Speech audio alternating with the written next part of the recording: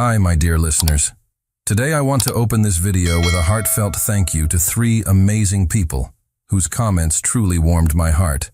Tracy Archibald from Ontario, Canada, Shirley Haney from Columbia, Missouri, and Angelia Ewington from Flint, Michigan. What a joy it is to have you here. It's truly moving to see how far our stories are reaching. And speaking of that, where are you listening from right now? Let me know in the comments. The office was a ghost ship adrift in the silent, snow-dusted expanse of Christmas Eve. Outside, the city had surrendered to the holiday, its frantic energy finally hushed under a blanket of white. Inside, the only signs of life were the lonely hum of a server rack and the soft, rhythmic tapping of Maya Miller's keyboard. She was finishing one last report, a solitary lighthouse keeper in a sea of empty cubicles. Her focus was absolute, a shield against the quiet melancholy of the evening. It was a skill honed over a lifetime of Christmases spent on the periphery of other people's joy. The work was a comfort, a predictable equation in a world that had always been filled with variables. A sudden shift in the air, a subtle displacement of energy, made the fine hairs on her arms stand up. She didn't need to look up to know he was there. Her boss, Mr. Finian Vale, possessed a presence that preceded him, an aura of quiet intensity that seemed to lower the temperature of any room he entered. His expensive leather shoes made no sound on the plush carpet, but she felt his stillness as he stopped directly in front of her desk. He didn't speak. The silence stretched, heavy and charged, pulling her attention from the screen against her will. Slowly, she lifted her head. He stood with a rigid posture, his hands shoved deep into the pockets of his impeccably tailored trousers. His expression, usually a mask of cool, unreadable control, was fractured. A deep tension radiated from him, visible in the tight set of his jaw and the faint, almost imperceptible strain around his eyes. He looked like a man holding back a storm. "I need a favor," he said, and the sound of his voice, usually so crisp and commanding, was a low, strained rasp. "A favor I have no right to ask." Maya's fingers froze over the keys. This was unprecedented. In the 2 years she had worked as his administrative assistant, their interactions had been a model of professional distance. He was the brilliant, demanding CEO. She was the efficient, invisible cog in his machine. "Of course, Mr. Vale," she replied, her own voice sounding unnaturally formal in the vast emptiness. "What do you need?" He finally met her gaze, and the desperation she saw there was so raw, it was like a physical blow. "I need you to pretend to be my wife," he stated, the words dropping into the silence like stones into a frozen lake. He paused, letting the impossible statement hang in the air.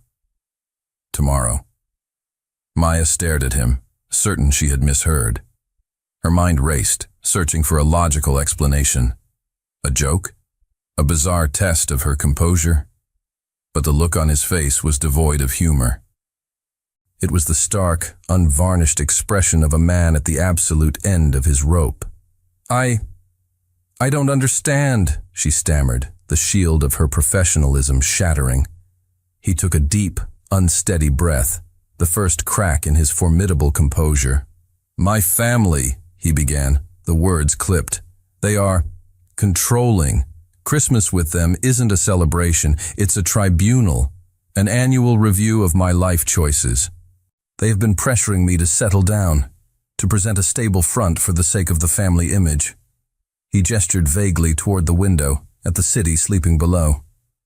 "I need to walk into that house tomorrow with a partner, a wife, a united front they can't penetrate." He looked back at her, his gaze intense. "I chose you because you're discreet. You're professional, and you're the only person in this entire company who treats me like a boss, not a prize to be won." The proposal was absurd, humiliating. It was a request to be a prop in his family drama. A wave of indignation washed over her. "No," she said, the word sharper than she intended. She stood up, gathering her coat, her heart pounding with a mixture of shock and offense. "I'm sorry, Mr. Vale, but I can't do that." She was turning to leave, to escape the sheer insanity of the moment, when his voice stopped her. It was no longer the voice of a CEO. It was quiet, stripped of all authority, and laced with a desperation that was utterly disarming. $200,000, Maya. She froze, her back to him.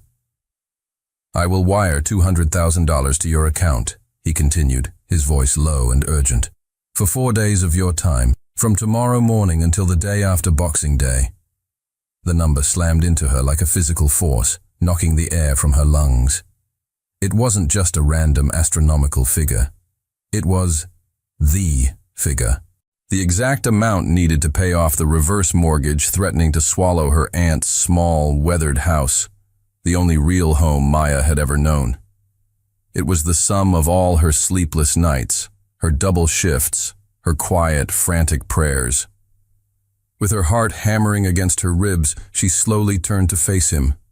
The storm in his eyes was still there, but now she could see the shipwrecked man at its center. I accept, she whispered, the words feeling foreign on her tongue. A wave of profound relief washed over his features, softening the hard lines of his face for a fleeting second. He gave a single sharp nod, but just as quickly, the relief was gone, replaced by an expression of grave seriousness. Good, he said, his voice regaining a sliver of its usual command. But there's a condition. One rule that cannot, under any circumstances, be broken. The way he said it, the sudden chill that returned to his tone, sent an involuntary shiver down her spine. The deal had been struck, but the true cost was yet to be revealed. The walk to his office was the longest 10 yards of Maya's life. The silence between them was no longer just the absence of sound. It was a living entity, thick with the weight of the transaction that had just occurred.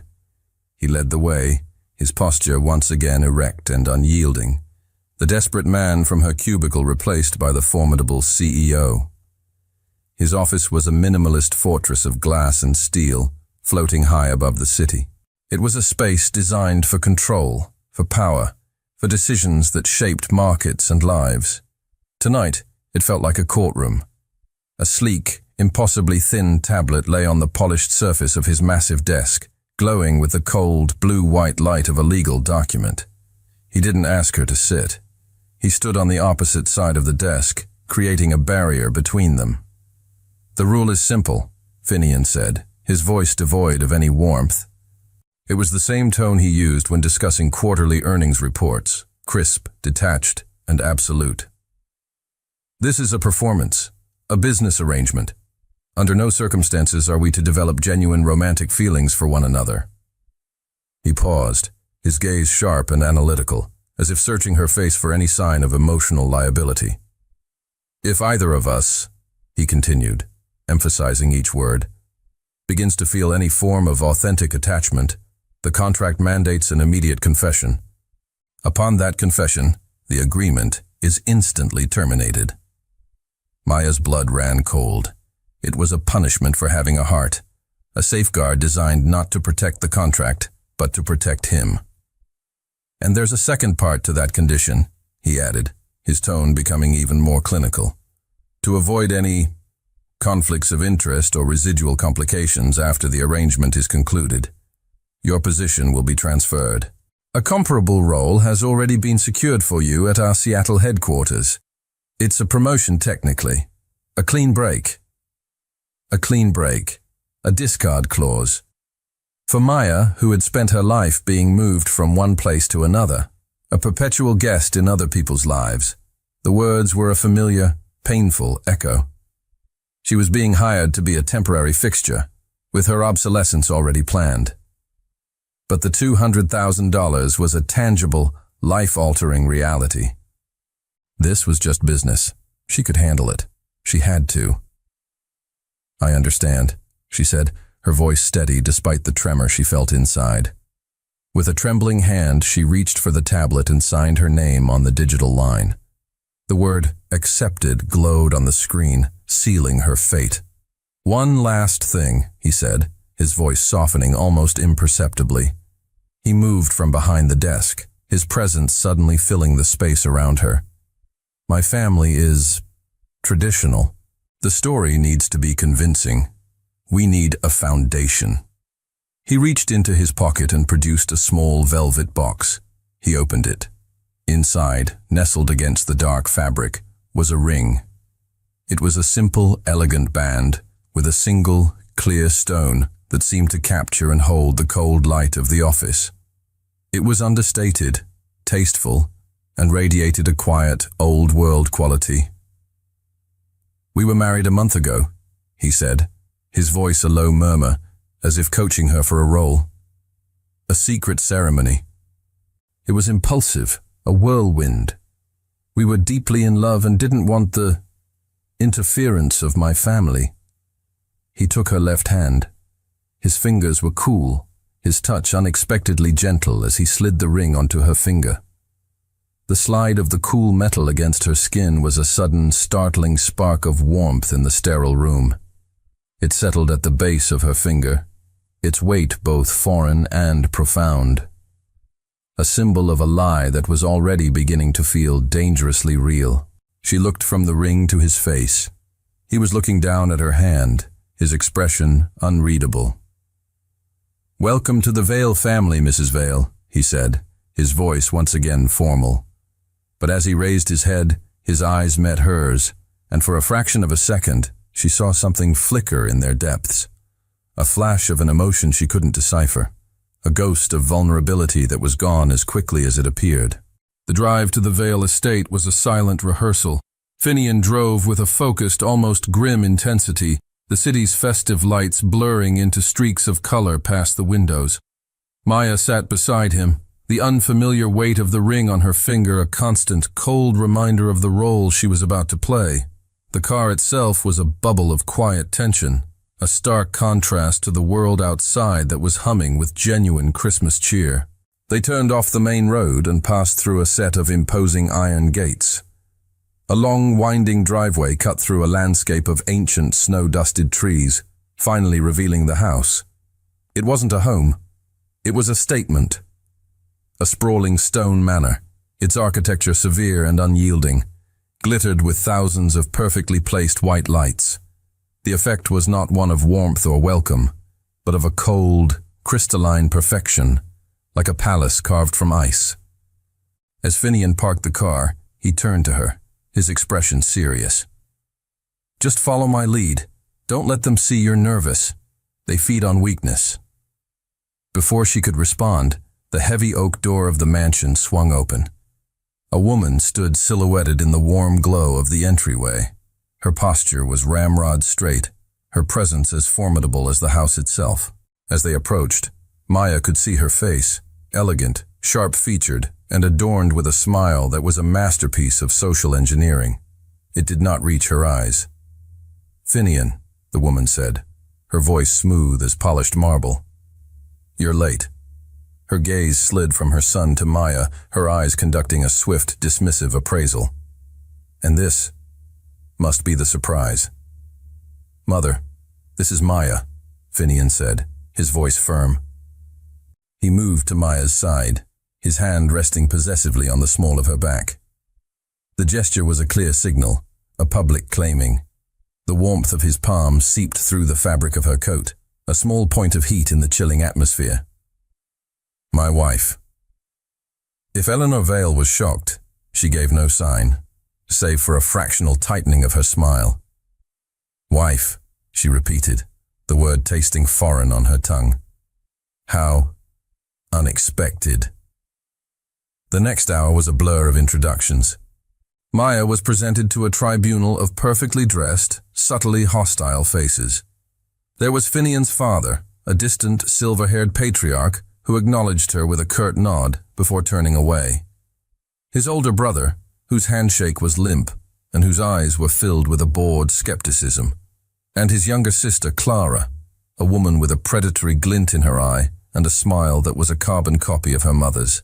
The air in the drawing room was thin and brittle, each word spoken weighed down with years of unspoken resentments and rivalries.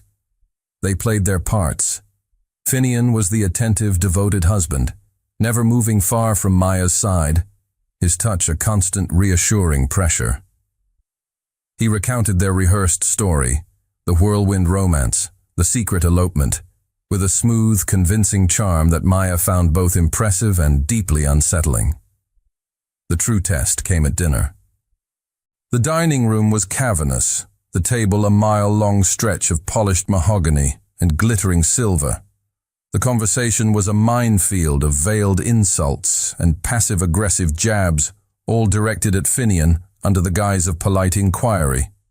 It was Clara who fired the first direct shot at Maya. "It's just so funny, Maya," she said, her voice dripping with false sweetness as she set her wineglass down.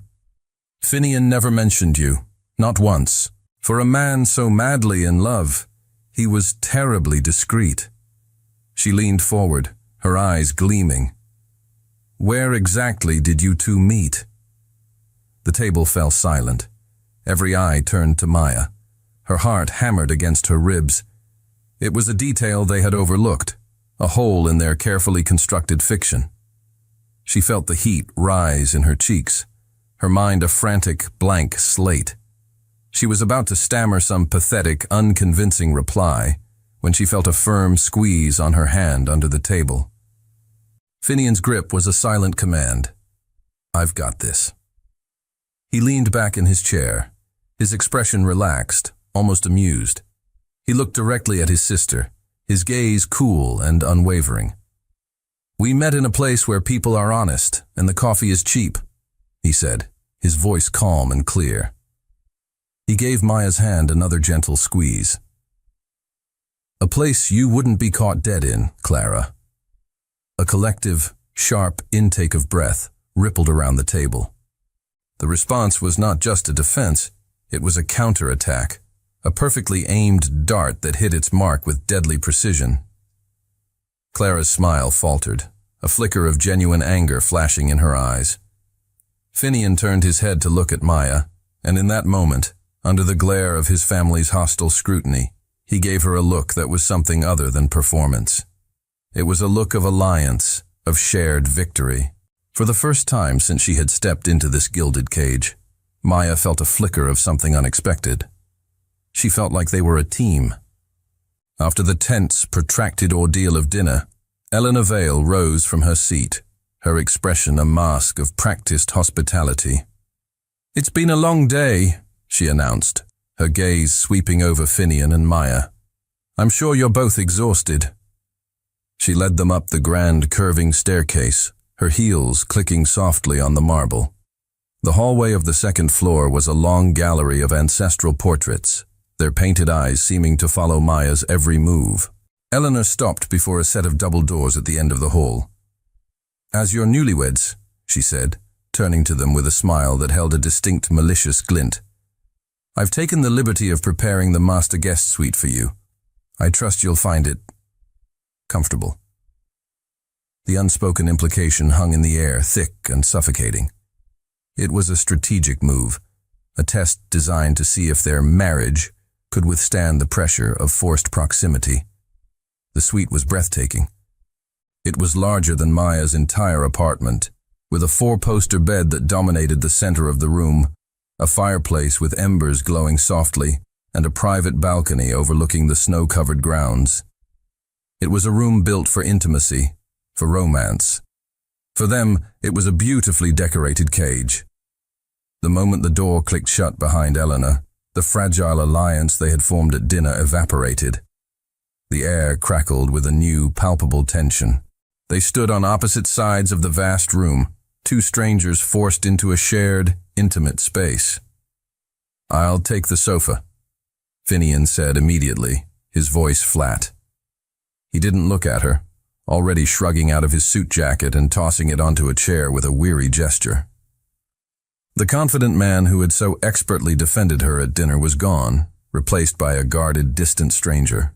They moved around the space with a careful, awkward choreography, avoiding eye contact, each acutely aware of the other's presence.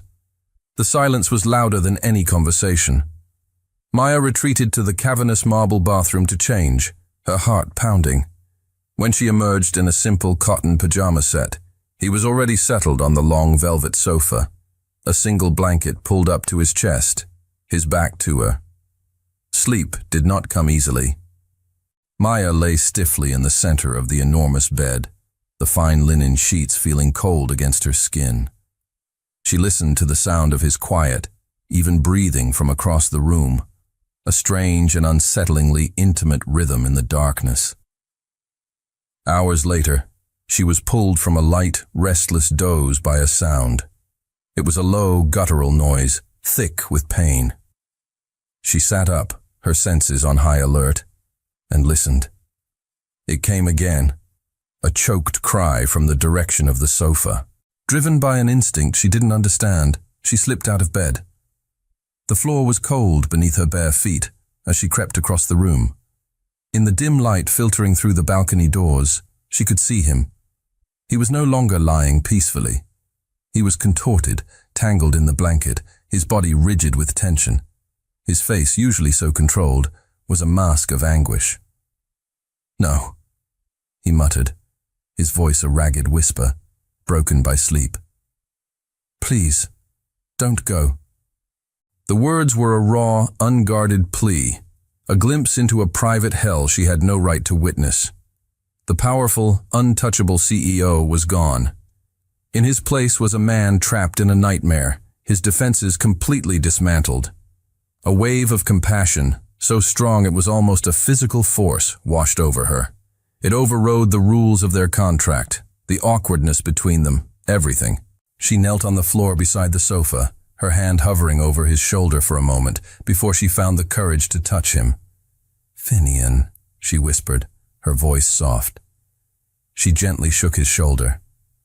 "Finian, wake up. It's okay. You're just dreaming." He jolted awake with a sharp, ragged gasp, his eyes flying open. They were wide with a wild, primal panic. He stared at her, but for a terrifying second, he didn't seem to see her. He was looking through her, still caught in the tendrils of his dream. And in that moment, she saw him. Truly saw him. The mask of the calculating CEO, the cold armor of the Vale heir, it was all gone. Stripped away by the night, he was just a man, haunted, vulnerable, and utterly alone. A fragile, unspoken truce settled between them in the morning light. The shared, secret vulnerability of the night had changed something. They moved around each other with a new, cautious awareness, the awkwardness replaced by a quiet, hesitant curiosity. When their eyes met over the breakfast table, he didn't look away. He held her gaze for a fraction of a second, a silent acknowledgement of the moment she had witnessed, a flicker of gratitude in the depths of his guarded expression. Christmas morning at the Vale estate was not an event of joyous, chaotic paper tearing. It was a formal, almost solemn affair held in the grand drawing room. The family gathered, their faces composed, as a uniformed staff member presented each person with exquisitely wrapped, ostentatiously expensive gifts. It was a performance of affection, a transaction of luxury goods with no real sentiment attached. When the staff member approached Maya, she felt a familiar flush of anxiety. She had nothing for Finian. In the whirlwind of the last 24 hours, the thought hadn't even occurred to her. I didn't know," she began, her voice a low murmur meant only for him as he sat beside her on the silk brocade sofa. "It's fine," he interrupted smoothly, his voice equally quiet. "I didn't get you anything either. We're newlyweds. Our presence is the present." His public excuse was seamless, but the brief, reassuring glance he gave her felt private and real. Later, after the hollow ceremony was complete, Maya escaped to the one room in the house that felt like a sanctuary, the library. It was 2 stories of floor-to-ceiling books, the air thick with the scent of old paper and leather. She was running her fingers over the spine of a worn volume when he found her. He stood in the doorway, watching her for a moment before speaking. "I lied," he said softly. He walked toward her, his hands behind his back. He stopped in front of her and brought his hands forward. He was holding a small, awkwardly wrapped package. The paper was creased, the tape uneven. as if it had been wrapped in a hurry by someone unaccustomed to the task. She took it from him, her fingers brushing his. Inside, nestled in tissue paper, was a book. It was a small, hardcover first edition of The Little Prince, the very book she had mentioned in passing weeks ago during a conversation about a charity literacy drive. She had said it was the one book from her constantly changing childhood that she had always tried to find again.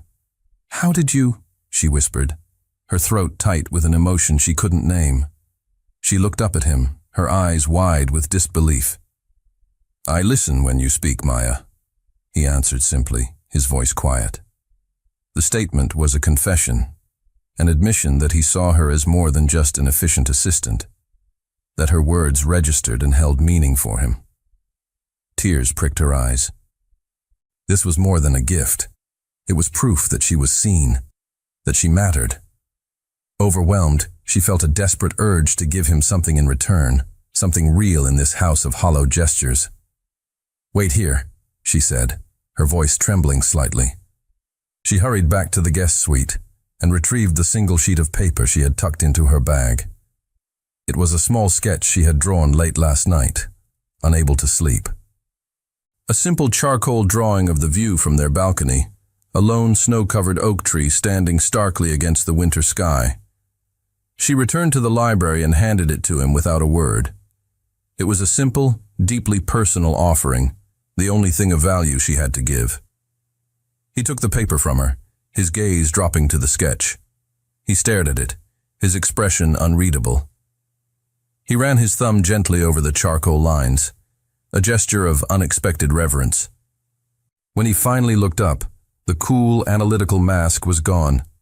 His eyes were filled with a raw, unguarded emotion that made her breath catch. He looked at the simple drawing as if it were the most valuable thing he had ever held. In a house full of priceless objects, this small piece of paper, this fragment of her soul, was the first real Christmas present he had received in a very long time. The gift exchange had irrevocably shifted the ground beneath them. The small personal offerings, a remembered book, a heartfelt sketch, had created a bond that was stronger and more real than any feigned intimacy they had performed for his family. An invisible thread now connected them, a shared secret of genuine sentiment in a house devoid of it. Later that afternoon, as thick, silent snowflakes began to drift down from a pearl-gray sky, the oppressive atmosphere of the manor became unbearable. The family had dispersed to their respective corners, leaving a vacuum of strained silence. "I need some air," Finian announced abruptly, appearing at Maya's side as she stared out a window. "Walk with me." It wasn't a request, but the look in his eyes was an invitation, a plea for a temporary escape. They bundled up in heavy coats and stepped out into the hushed white world. The air was crisp and clean, a welcome antidote to the suffocating stillness of the house. They walked without a destination, their footsteps muffled by the fresh layer of snow, their breath pluming in the cold air. Here, away from the prying eyes and judgmental silences of his family, the walls between them began to crumble.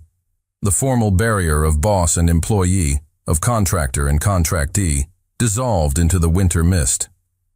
"I used to love this," he said, his voice quiet as he looked up at the falling snow.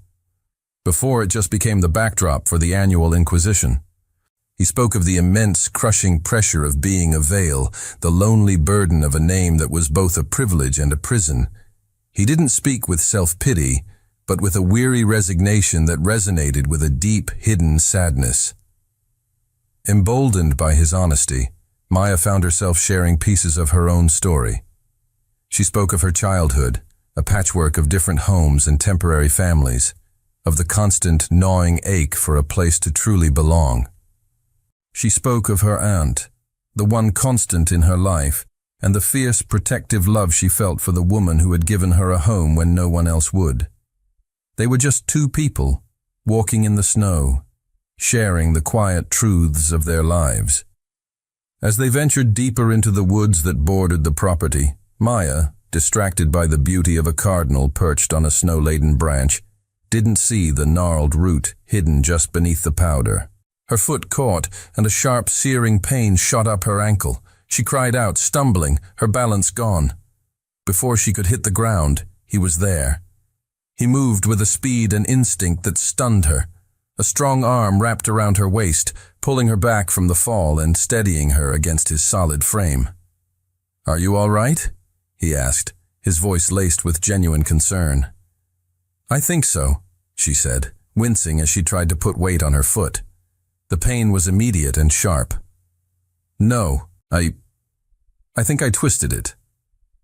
Without a moment's hesitation, he acted. "Don't move." He knelt in the snow, his movements efficient and sure as he gently examined her ankle. "It's swelling," he diagnosed, his tone shifting into the calm authority of a doctor. And then, before she could protest or even process what was happening, he stood up, bent down, and scooped her effortlessly into his arms. The world tilted, and suddenly she was being held securely against his chest. The gesture was so unexpected, so primal in its strength and care, it left her breathless. He began the walk back to the house, carrying her as if she weighed nothing. She was acutely aware of everything: the steady, rhythmic beat of his heart against her ear, the solid strength of his arms around her, the scent of pine and cold air that clung to his coat. Back in the warmth of their suite, he gently deposited her on the sofa. He tended to her ankle with a surprising tenderness, his touch firm and clinical, yet profoundly gentle. He wrapped it expertly, his fingers moving with a practiced, soothing confidence. The contact was different from the calculated public touches he had used before. This was not a performance. This was real. His proximity was overwhelming, his focused care an act of intimacy more potent than any kiss. As he knelt before her, his head bent in concentration, she could feel the undeniable pull between them, a magnetic force that had nothing to do with their contract and everything to do with the man who was so gently caring for her. The annual Vale Christmas party was the main event of the holiday, a grand affair where Finian's parents showcased their wealth and influence. The house, already opulent, was transformed into a glittering spectacle of festive excess. Hundreds of guests, a veritable who's who of the city's elite, filled the rooms with a cacophony of polite laughter and whispered gossip. Maya, with her ankle neatly wrapped and propped up on a velvet footstool, felt like an exhibit in a museum. She was seated in a slightly secluded alcove of the main ballroom, a strategic position chosen by Finian to minimize her need to walk. He had not left her side for more than a few minutes at a time, playing the part of the devoted, attentive husband to perfection.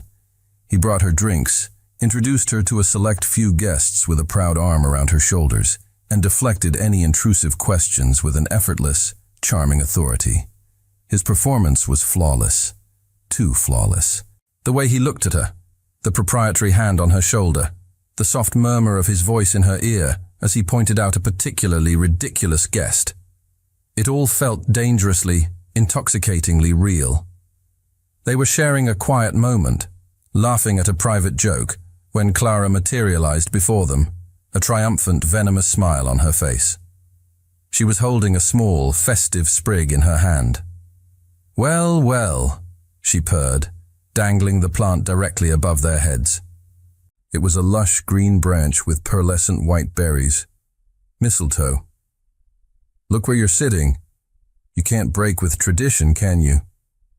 A hush fell over the immediate vicinity. Several guests turned to watch, their eyes gleaming with anticipation. It was a trap, a public test of their authenticity, and Clara was its gleeful architect. The air crackled with expectation. Finian went still.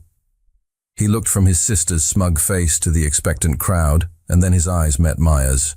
The charming mask fell away, and in his gaze, she saw a single, silent question. What do we do? This was it, the precipice. Her heart hammered against her ribs. She could shake her head, laugh it off as a silly game, and they could weather the ensuing gossip. But as she looked at him, at the man who had defended her, cared for her, and shared his secrets with her, she realized she didn't want to. She gave him the barest, almost imperceptible nod. It's okay. Permission granted. He turned his full attention back to her, the rest of the room ceasing to exist. The world narrowed to the space between their faces. He leaned in slowly, giving her every chance to pull away. His hand came up to cup her cheek, his thumb stroking her skin in a gesture of breathtaking tenderness. And then he kissed her. It started as a performance, a soft, chaste press of lips for the benefit of their audience.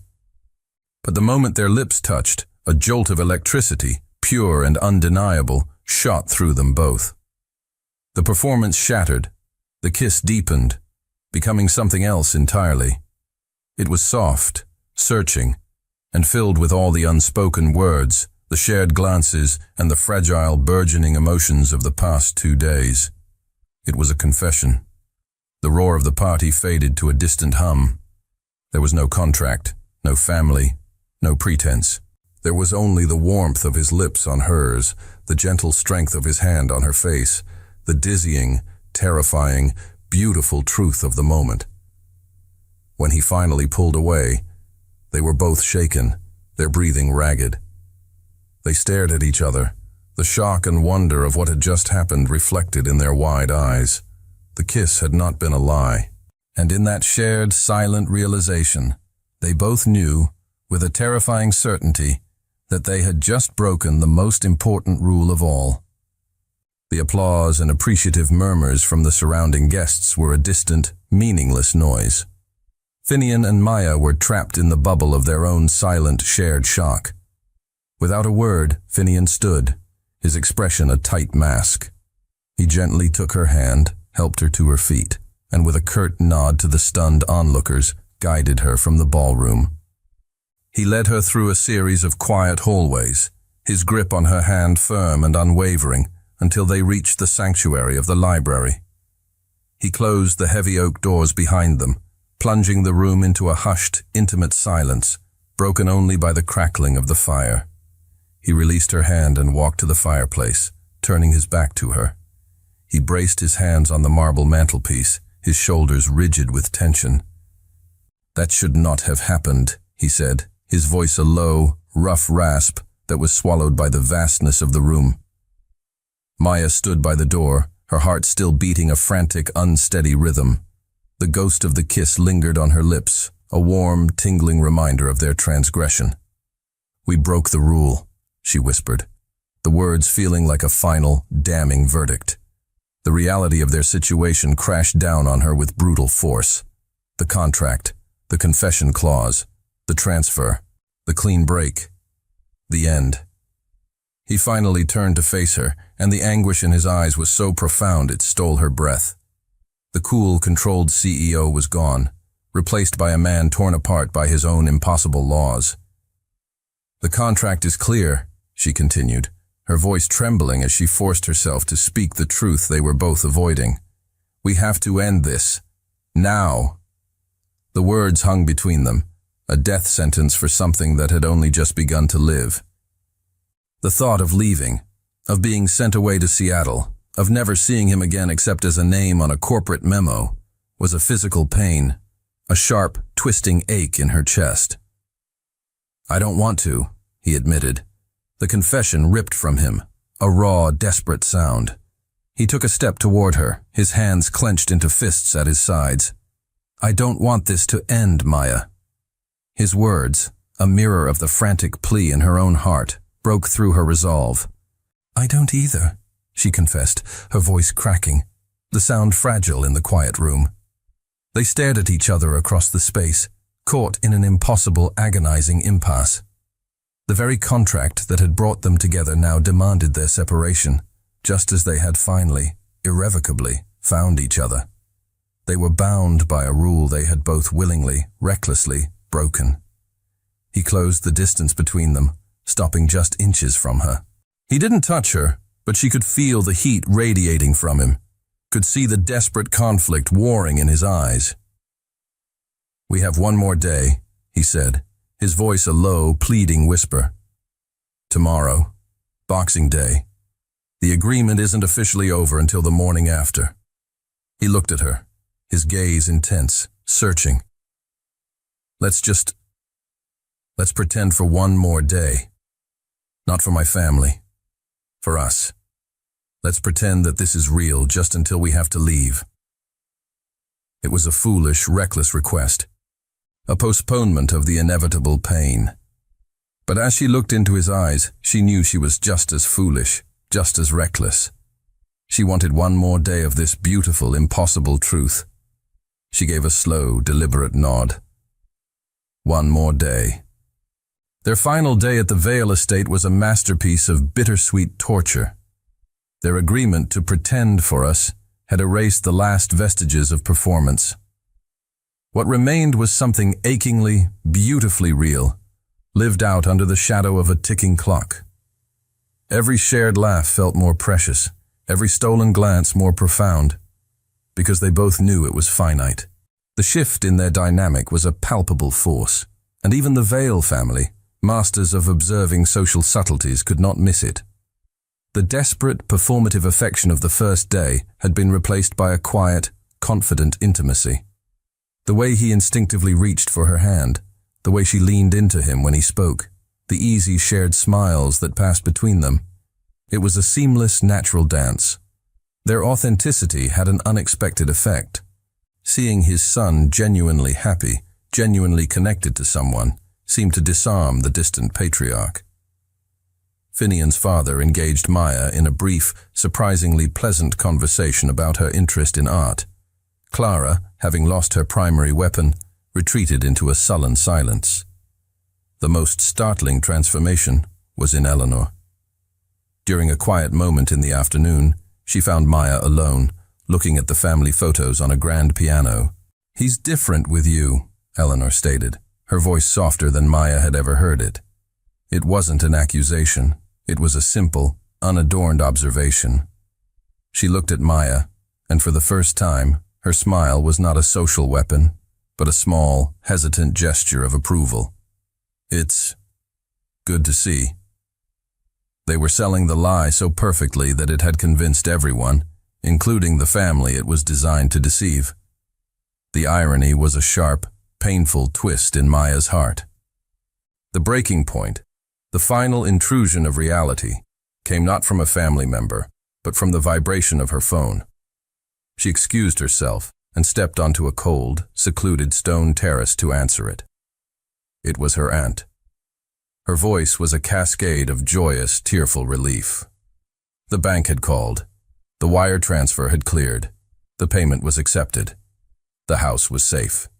It was theirs, free and clear. "You did it, Maya!" her aunt cried. "I don't know how, but you saved us. It's a Christmas miracle." Maya leaned against the cold stone railing, the world tilting under her feet. The news should have been a tidal wave of relief, the triumphant culmination of her sacrifice. But instead, it felt like a death sentence. The reason for the contract, the entire foundation of her presence in this house, in his life, was gone. She had no more excuses. The game was over. She found Finian in the library, staring into the fire. He looked up as she entered, his face breaking into a warm, genuine smile that faltered the moment he saw her expression. "What is it?" he asked, his voice instantly laced with concern. "My aunt called," she said, her own voice sounding distant, hollow. "The money went through. The house is safe." He stood there, processing her words. He should have been happy for her. He was happy for her. But the profound, gut-wrenching finality of her statement overshadowed everything else. The purpose of their arrangement had been fulfilled.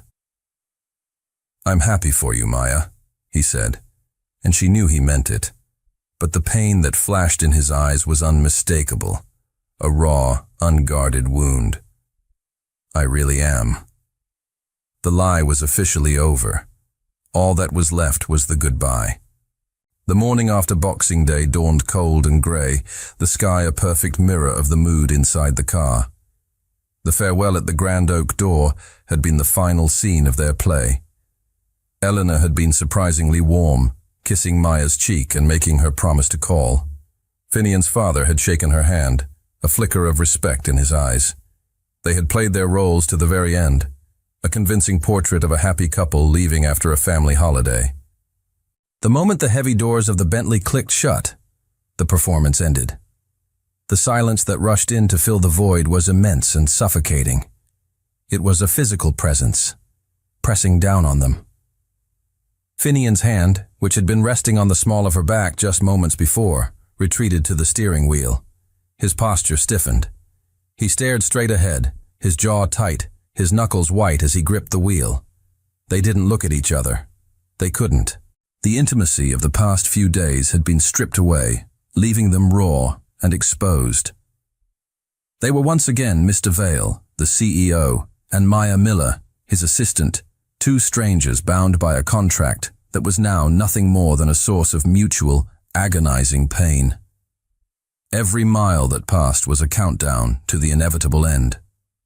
The city skyline, once a distant promise, grew larger, more defined, each building a tombstone marking the death of their beautiful, temporary reality.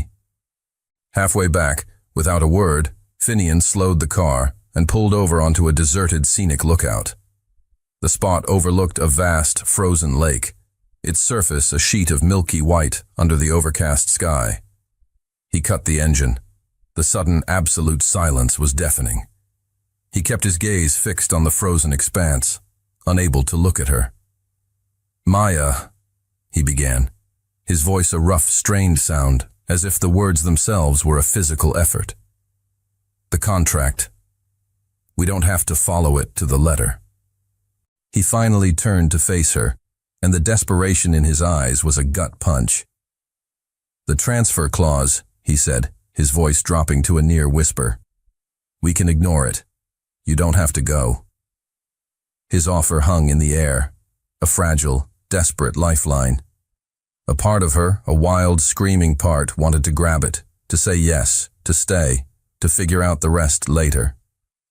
But her mind, sharpened by a lifetime of pragmatism and self-preservation, saw the flaw in his desperate plan. She looked at him, her heart aching with a calm, profound sadness. "And then what, Finian?" she asked, her voice quiet but unwavering. "What happens then? I go back to being your assistant? We walk past each other in the office every day and pretend this weekend never happened? I watch you go into meetings, knowing I can never be with you, knowing we both broke the one rule you built your entire world around?" She took a shaky breath, the truth of her own words twisting like a knife inside her. That wouldn't be a solution. It would be a special kind of torture. She finally met his gaze, her own eyes filling with tears she refused to let fall. "It's better this way. A clean break. Your words." The cold, inescapable logic of her argument struck him silent. He had no counter. He knew she was right. He had designed the trap himself, and now they were both caught in it. The pain that flooded his face was so raw, so complete, that she had to look away. He started the car again, the engine's roar a brutal intrusion into their shared misery. He pulled back onto the highway, and they drove the rest of the way in a heavy, heartbroken silence, leaving the frozen lake and their last, desperate hope behind them. Maya's last day at the New York headquarters was a surreal, out-of-body experience. The office, once a place of familiar, comforting routine, now felt like a foreign country. The cheerful, "We'll miss you," and "Good luck in Seattle," from her colleagues were like pinpricks against the raw, gaping wound of her heartbreak. She smiled, she thanked them, she played the part of an employee excited about a promotion, all while her inner world was collapsing. She spent the day methodically packing the contents of her desk into a small cardboard box. Each item, a framed photo of her aunt, a chipped coffee mug, a collection of well-worn pens, was a relic from a life that no longer felt like her own.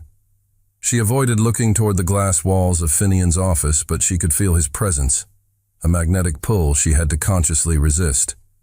He didn't emerge all day. He was a ghost in his own fortress, a silent, unseen presence at the heart of the bustling office.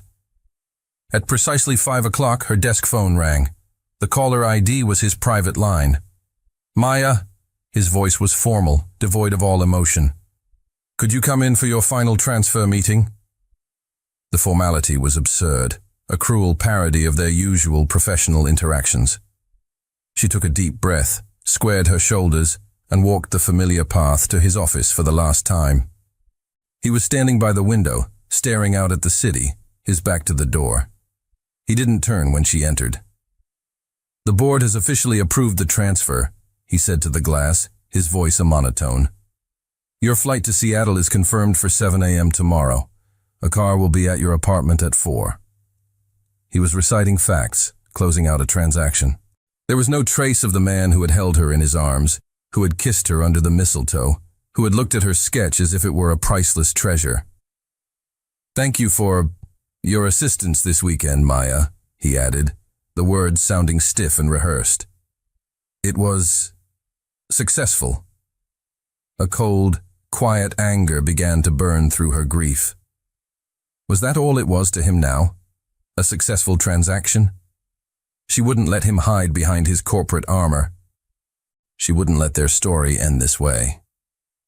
"Finian, wait," she said, her voice quiet but firm, stopping him as he began to recite details about her moving allowance. She walked slowly toward his desk. With deliberate, steady movements, she pulled the engagement ring from her finger. The skin underneath was pale, indented. The ring felt warm from her skin as she placed it gently on the polished, empty surface of his desk. The small, elegant object looked lost and achingly sad in the vast, sterile space. The gesture was final, a quiet, definitive end to their fictional marriage. He finally turned from the window. His eyes locked on the ring, then lifted to her face. The mask of cool detachment was gone, and his expression was one of pure, undiluted pain. "I don't want it," he said, his voice low and rough. "Keep it." A sad smile touched her lips. "Thank you, Finian, but I can't," she replied softly. "It was never really mine." She held his gaze for one last, heartbreaking moment, memorizing the face of the man she loved and was about to leave forever. Then, she turned and walked out of his office, her footsteps silent on the plush carpet. She didn't look back. She couldn't. She left him alone in his glass fortress, with a small, glittering ring and the deafening, soul-crushing silence of the life he had chosen. A week passed. For Maya, Seattle was a city painted in shades of gray. The rain was a constant weeping drizzle that mirrored the perpetual ache in her chest. She moved through the motions of her new life like a ghost. Her new apartment was modern and spacious. Her new colleagues were pleasant. Her new role was challenging. She had the financial security she had sacrificed everything for, the peace of mind knowing her aunt was safe.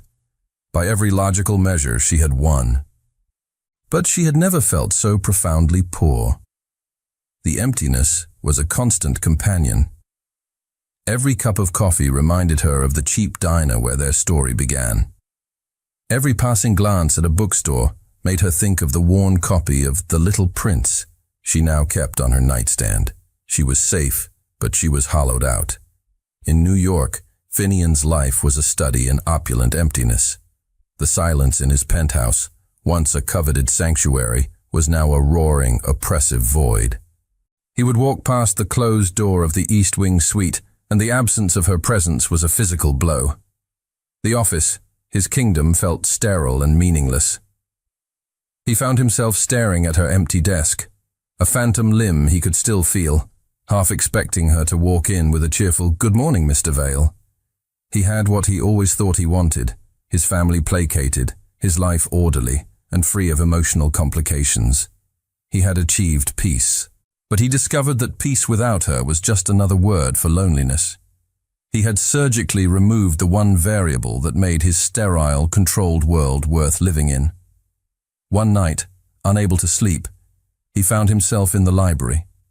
He was aimlessly running his hand along the spines of books when his fingers brushed against a single, loose sheet of paper tucked between two large volumes. He pulled it out. It was her sketch, the simple charcoal drawing of the lone, snow-covered oak tree. He stared at it, and the memory of that day, of her face when she gave it to him, of the genuine, unvarnished sentiment in the gesture, hit him with the force of a physical impact. This small piece of paper held more truth, more warmth, more life than anything else in his perfectly curated world. In that instant, the last of his carefully constructed walls of logic and self-preservation crumbled into dust. He had been a fool. A brilliant, cowardly fool who had let the greatest thing that had ever happened to him walk away because of a rule he had written in a different lifetime to protect himself from a different kind of pain. He strode to his desk, his movements filled with a sudden, desperate purpose. He picked up his phone and dialed his new, hyper-efficient assistant, Lucia. It was after midnight, but he didn't care. "Cancel everything," he commanded, his voice a low, urgent growl. "All my meetings for the next week, I don't care what they are, and get me on the first flight to Seattle, now." He hung up before she could respond. He opened the top drawer of his desk. The ring lay there, cold and glittering in the dim light. He picked it up, its familiar weight settling in his palm, and closed his fist around it. He had no plan, no strategy, no logical argument. All he had was the stark, undeniable certainty that he had made the biggest mistake of his life. And he would tear down the world to fix it. The Seattle rain was a cold, persistent mist that clung to everything, blurring the edges of the city into a watercolor of gray and steel. Maya pulled the collar of her coat tighter as she stepped out of the anonymous glass tower of her new office building. It was the end of another long, empty day, a day she had survived by focusing solely on the tasks in front of her, building a wall of work to keep the memories at bay. She felt utterly, completely alone, a solitary figure adrift in a city of strangers. As she waited for the light to change, her gaze drifted absently across the street. And then her heart stopped. Through the veil of rain, she saw a figure, a man, standing perfectly still on the opposite corner, holding a single black umbrella. His posture was unmistakable, an island of quiet intensity in the bustling river of commuters. Even from a distance, she could feel the force of his presence. It was Finian. The world seemed to slow down, the sounds of the city fading to a dull, distant roar. He wasn't looking at the traffic or the light. He was looking only at her. As if in a dream, she watched him step off the curb and walk across the street, the flow of traffic parting around him as if by an invisible force. He stopped directly in front of her, the umbrella shielding them both from the rain. "What are you doing here?" she whispered, the words barely audible over the frantic pounding of her own heart. He looked at her, his face stripped of all its usual masks. There was no CEO, no veil air. There was only a man, his eyes filled with a raw, desperate vulnerability that mirrored what she felt in her own soul. The rain dripped from the edges of the umbrella, creating a small, intimate world just for them on the busy sidewalk. "I made a mistake," he said, his voice low and rough with an emotion he no longer tried to conceal. A catastrophic, life-altering mistake. He took a step closer, the space between them shrinking until she could feel the warmth of his body. "I spent my whole life building walls to keep feelings out. I wrote contracts to control variables. And then you came along, and you weren't a variable I could solve. You were everything." His voice broke, and he had to stop to compose himself. "I followed the rules of our contract when I should have been following my heart. I let you go because I was a coward, Maya. I let you go, and it was the single stupidest, most unforgivable decision of my life." He reached into his coat pocket and pulled out his hand, opening it. The ring lay in the center of his palm, its simple elegance a stark contrast to the raw emotion of the moment. "I know this ring was the symbol of a lie," he said, his gaze holding hers, intense and pleading. "But I want it to become the symbol of a promise. A promise that I will spend the rest of my life making this right. A promise that I will never ever let you go again." He didn't get on one knee. He didn't ask a question. He simply stood there in the rain, offering her the ring, offering her his heart, his entire world held in the palm of his hand. It was a silent, desperate, beautiful invitation to come home. Tears streamed down Maya's face, hot against her cold skin, mingling with the cool Seattle rain. She stared at the ring glittering in his palm, a tiny beacon of hope in the gray twilight. Everything he had said, every crack in his voice, every ounce of raw emotion in his eyes, was a testament to a truth she had been too afraid to believe in. He had come back for her. For her entire life, she had been the one left behind, the one who had to adapt, to move on, to make a new life from the pieces of the old one. She was the temporary foster child, the quiet new girl, the assistant whose departure was planned before her arrival. No one had ever turned around. No one had ever crossed a country in the rain just to stand on a street corner and say they had made a mistake. Until now, he had chosen her.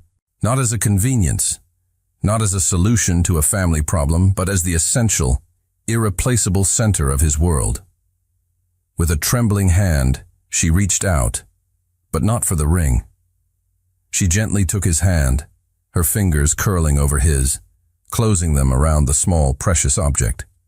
His eyes widened in a flash of heart-stopping fear, misinterpreting her action. "I don't want the ring, Finian," she said softly. And she saw the hope drain from his face, his expression crumbling. She tightened her grip on his hand, holding on tight. "I want the man who's holding it," she whispered, her voice thick with tears, and a joy so overwhelming it felt like it could lift her off the ground. The relief that washed over his face was absolute, a sunrise after a long, dark night. It was the most beautiful thing she had ever seen. And then there were no more words. She launched herself into his arms, her hands tangling in his hair, her mouth finding his. She kissed him with all the pent-up longing, all the heartbreak, all the desperate, unspoken love of the past week. It was a kiss of homecoming, of forgiveness, of a future reclaimed from the ashes of a broken contract. He kissed her back with a fierce, possessive desperation, his arms wrapping around her, lifting her slightly off her feet, holding her as if he would never let go again. The umbrella fell from his grasp, forgotten, clattering onto the wet pavement. They stood in the pouring rain, oblivious to the staring passers-by, lost in their own world, a world they had found their way back to. She finally pulled back, breathless, resting her forehead against his. "Take me home, Finn," she whispered against his lips, the name a term of endearment she had only ever used in the privacy of her own heart. "Always," he breathed, his voice full of a promise that was more binding than any contract. "Always." The air wasn't filled with the scent of expensive, sterile floral arrangements, but with the warm, rich aroma of pine needles and freshly baked gingerbread. The light didn't come from thousands of cold, perfectly placed LEDs, but from the cheerful dancing flames in a stone fireplace and the soft, multicolored glow of mismatched ornaments on a slightly lopsided Christmas tree. 1 year after the weekend that had shattered and remade their worlds, Maya stood in the living room of the cozy, light-filled house they had bought together. It wasn't a mansion or a fortress, it was a home. With a soft, contented smile, she reached up to hang a clumsy, handmade star on a high branch, her other hand resting gently on the swell of her stomach. A pair of strong arms wrapped around her from behind, and a chin came to rest on her shoulder. Finian's hands joined hers, covering them in a gesture of shared, protective love. "Careful, Mrs. Vale," he murmured into her ear, his voice a low, happy rumble. "We don't want you and our little passenger overexerting yourselves." She leaned back against his solid frame, her heart full to bursting. They had been married for 6 months, in a quiet ceremony on a sun-drenched beach with only her aunt and a few close friends as witnesses. It had been perfect, real, and entirely theirs.